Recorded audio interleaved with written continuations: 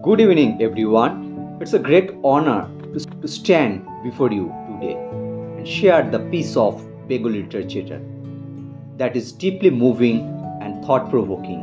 কেউ কথা রাখেনি by Sunil Gangopadhyay. Sunil Gangopadhyay was a poet who had a unique ability to capture the complexities of life, emotions, and unfulfilled promises.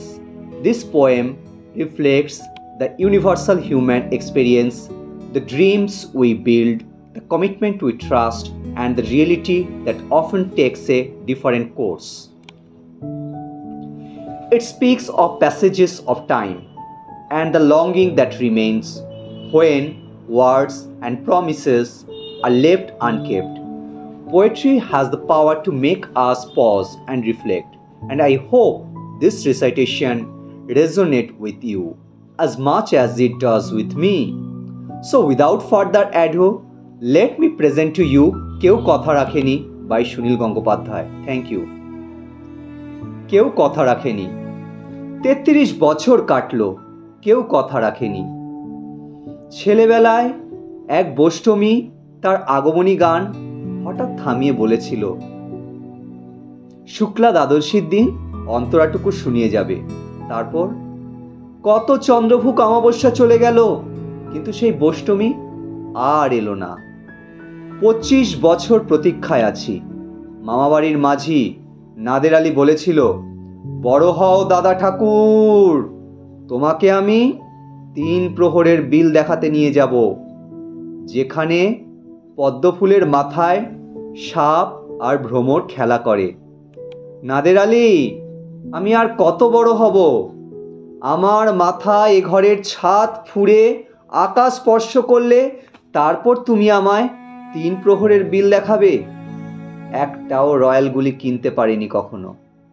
লাঠি lozenges দেখিয়ে দেখিয়ে চুষেছে লস্কর বাড়ির ছেলেরা। ভিখারির মতন চৌধুরীদের গেটে দাঁড়িয়ে দেখেছি ভিতরের রাস উৎসব। অবিরল রঙের ধারার মধ্যে সুবর্ণ কঙ্কন পরা ফর্সা রমণীরা কত রকম আমোদে হেসেছে, আমার দিকে তারা ফিরেও চায়নি।